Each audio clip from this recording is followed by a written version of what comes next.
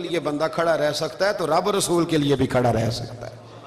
پھر تراویح پڑھنا کوئی اتنا مشکل کام نہیں ہے. پھر تہجد کے لیے اٹھنا کوئی مشکل کام نہیں ہے. شرط یہ ہے کہ پیار ہو جائے.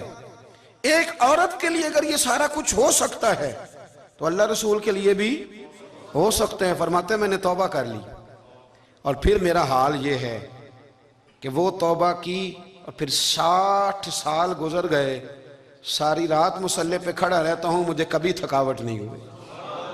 پھر کبھی تھکاوٹ نہیں ہوئی. تو داتا صاحب کہتے ہیں پہلے علم سیکھ, پھر اس کے بعد اللہ رسول سے پیار کر, اور پیار والی نماز پڑھ, مشقت والی نہ پڑھ, یعنی بوجھ والی نہ پڑھ کہ اب میری جان چھوٹ جائے تو میں بھاگ کے جاؤں, تم ادھر بیٹھو تو میں دوڑ کے نماز پڑھ کے آیا, یہ والی نماز نہ پڑھ. پھر تو آیا تو پھر ذوق پیدا کر, پھر تیرے اندر شوق ہو, پھر تو توانائی والا جذبہ رکھے دین کے معاملے میں. پھر داتا صاحب ایک تیسری بات ارشاد فرماتے ہیں, ایک تیسری بات داتا صاحب کرتے ہیں. داتا صاحب کہتے ہیں کہ یہ یاد رکھ کہ جو تجھے اعزاز ملے گا نا زندگی میں, اعزاز تجھے جو زندگی میں ملے گا اور کوئی کرامت اگر تجھے ملے گی تو وہ صرف نبی پاک علیہ السلام کی سنت اور شریعت کی وجہ سے ملے گی. تو جتنے مرضی چلے کاٹ لے, وظیفے کر لے, کالا جادو, نیلا جادو, پیلا جادو, جو مرضی تو سیکھ لے, اگر تجھے کوئی اللہ شان دے گا تو صرف اس لیے دے گا کہ تو نبی پاک کے دین پہ عمل کرتا ہے. اللہ کرے آپ کو میں یاد کرا سکوں, اللہ کرے ایسا ہو جائے اور میری جماعت سمجھنے لگ جائے کہ داتا صاحب کہتے ہیں سنت شریعت پہ عمل کرنا چاہیے.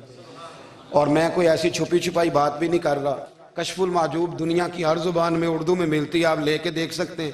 داتا صاحب فرماتے ہیں اعزاز جو تمہیں ملے گا نا, اگر شان چاہتے ہو, وہ ہمارے نا بہت سارے ایسے لوگ ہیں جو کہتے ہیں کوئی ایسی چیز ہاتھ لگے, اعلیٰ دین کا چراغ ایسے گھسایا جائے اور فوری طور پہ پیر صاحب نے کہہ دیا تو ریل پیل ہو گئی پیسوں کی. تو میں کہتا ہوں یہ تو دین کا مزاج ہی نہیں, یہ تو دین کی طبیعت ہے ہی نہیں, یہ تو ذوق ہی نہیں دین کا, یہ طبیعت ہی نہیں, مزاج ہی نہیں. میرے عزیز داتا علی اجویری رحمت اللہ علیہ فرماتے ہیں تو سنت پہ عمل کر, شریعت پہ عمل کر. اللہ کا قرآن کہتا ہے قُلْ إِن كُنْتُمْ تُحِبُّونَ اللَّهَ فَاتَّبِعُونِي يُحْبِبْكُمُ اللَّهُ. فرمایا اللہ کا قرآن کہتا ہے کہ جب تو نبی کریم کی غلامی کرے گا نا تو اللہ خود تمہیں اپنا محبوب بنا لے گا, اللہ خود تمہیں اپنا محبوب بنا لے گا. تو اور کیا چاہیے. داتا صاحب نے ایک بزرگ کی بات لکھی ہے جو تابعی ہیں, تابعی اس کو کہتے ہیں جو صحابہ کے شاگرد ہوتے ہیں. ایک بزرگ کی بات لکھی جو تابعی ہیں, وہ فرماتے ہیں کہ ان بزرگوں کا طریقہ یہ تھا کہ وہ لوگوں سے چھپ کے نا پہاڑ کے پیچھے عبادت کرتے تھے, اور پوزیشن ان کی یہ تھی کہ کسی سے ملتے نہیں تھے, بالخصوص فجر کی نماز سے لے کر عصر کی نماز تک بکریاں رکھی ہوئی تھیں, ان کو چراتے رہتے تھے فرات کے کنارے اور نفل پڑھتے رہتے تھے.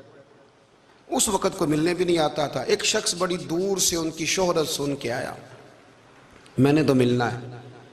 لوگوں نے کہا وہ اس وقت نہیں ملتے, ناراض ہوتے. اس نے کہا اللہ کا بندہ ہے نا, ناراض ہو بھی جائے گا تو لمبا ناراض رہے گا نہیں, اللہ والے جلدی راضی ہو جاتے ہیں. پہنچ گئے.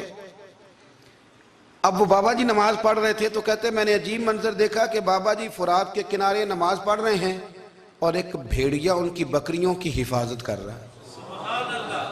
کہتے میں حیران رہ گیا کہ بھیڑیا تو بکریاں کھایا کرتا ہے اور یہاں چرا رہا ہے. کہتے میں جب گیا تو بابا جی نوافل میں مشغول تھے, مجھے دیکھ کے کہنے لگے اس وقت کیوں آئے. میں نے کہا حضور اگر آئے گیا ہوں تو پھر مہربانی کریں قبول فرما لیں.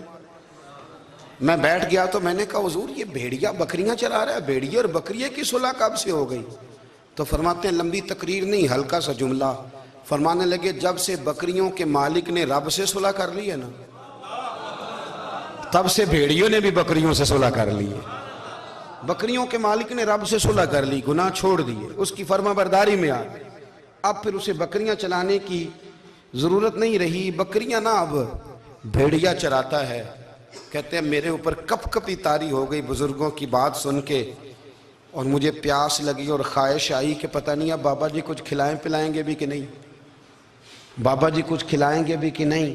کہتے ہیں میرے دل میں خیال تھا تو بزرگوں نے نا ایک لکڑی کا پیالہ, ان کے پاس وہ غار میں بیٹھے تھے تو ایک چھوٹا سا پتھر تھا, اس کی ڈھلان بنی ہوئی. بابا جی نے اس کے نیچے لکڑی کا پیالہ رکھا, وہ رکھا ہی تھا تو وہ دودھ سے بھر گیا. کہتے ہیں انہوں نے مجھے دیا تو ٹھنڈا اور میٹھا دودھ, میری طبیعت خوش ہو گئی. بابا جی نے دوبارہ وہی پیالہ اسی جگہ رکھا تو شہد سے بھر گیا. 1000 سال پہلے داتا صاحب لکھ رہے ہیں, کہتے مجھے دیا. میں نے فوراً کہا حضور یہ دودھ تو گائیں بھینس دیتی ہے, پہاڑوں سے تو نہیں نکلا کرتا, اور شہد تو شہد کی مکھیاں دیتی ہیں, پتھروں سے تو نہیں نکلتا, یہ آپ کہاں سے نکال رہے ہیں؟ تو کہتے ہیں وہ قرآن مجید پڑھنے لگے. وَإِذِ اسْتَسْقَى مُوسَىٰ لِقَوْمِهِ, جب موسیٰ کی قوم نے ان سے پانی مانگا, فرمانے لگے موسیٰ کی نافرمان قوم پانی مانگے, حضرت موسیٰ پتھر پہ ڈنڈا مارے تو اللہ وہاں سے 12 چشمے جاری کر دے. جو رب حضرت موسیٰ کی نافرمان قوم کے لیے پتھر اور پہاڑوں سے چشمے نکال دیتا ہے نا, وہ محمد عربی کے غلاموں کے لیے پتھر اور پہاڑوں سے دودھ اور شہد بھی نکال دیا کرتا ہے. وہ بزرگ کہنے لگے بس بات یہ ہے کہ آج بھی ہو اگر ابراہیم کا ایمان پیدا تو آگ کر سکتی ہے انداز گلستاں پیدا. کہنے لگا حضور پھر میرے لیے بھی دعا کریں. آپ فرمانے لگے پھر دعا نہ کرا تو مدینے والے کی غلامی شروع کر, تو نبی کریم کی غلامی شروع کر, تو رسول پاک کی غلامی